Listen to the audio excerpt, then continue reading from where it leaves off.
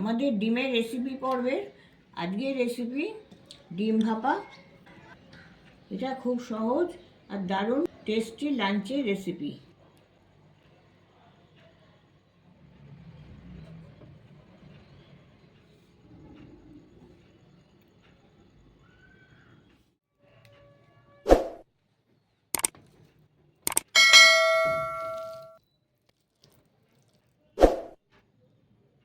ডিম ভাপা করবার জন্যে অবশ্যই লাগবে ডিম, যেটা আমি সেদ্ধ করে অর্ধেক করে কেটে রেখে দিয়েছি। ডিম ভাপা করার জন্য খুব সামান্য কিছু উপকরণ দিয়ে একটা পেস্ট তৈরি করে নিচ্ছি। তার মধ্যে লাগছে 1 চা চামচ কালো সর্ষে, 1 চা চামচ সাদা সর্ষে, 1 চা চামচ পোস্ত,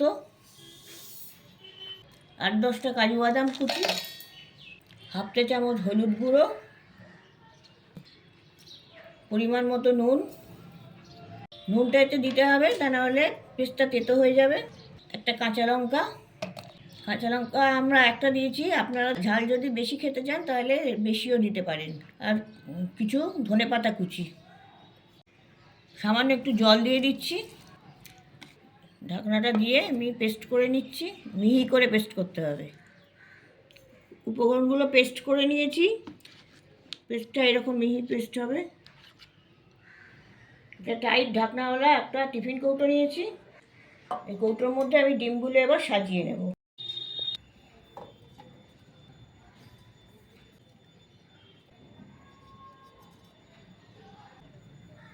যে পেস্টটা করলাম সেটা ঢেলে দিচ্ছি এর ভেতরে।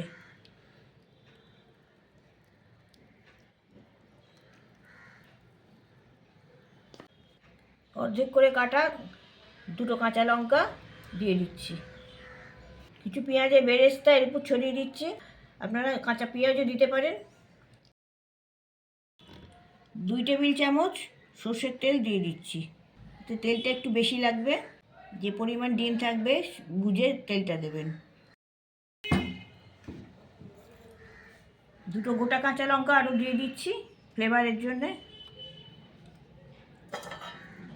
এবার ঢাকনাটা বন্ধ করে দিচ্ছি। কড়াই জল দিয়ে গরম করতে বসিয়ে দিয়েছি জলটা, আর তাতে একটা স্ট্যান্ড দিয়ে দিচ্ছি তলায়। আর তার উপরে যে কৌটোর মধ্যে ডিমটা আমি পুড়লাম সেটা আমি জলের উপর বসাচ্ছি। এটা জলের মধ্যে জাস্ট একটুখানি 1/2 ইঞ্চি জলের মধ্যে ডুবে থাকবে। এবার আমি ঢাকনাটা বন্ধ করে দিচ্ছি। 7-8 মিনিট ভাপিয়ে নেবেন। ডিমটা আমাদের সেদ্ধ আছে, খালি মশলাটা দিয়ে একটু এটাকে রান্না করে নিতে হবে। 7-8 মিনিট এটা ফুটছে। এবার এটা আমার হয়ে গেছে, আমি ওভেনটা বন্ধ করে দিচ্ছি। এবার এটা খুলে দেখা যাক কীরকম হলো।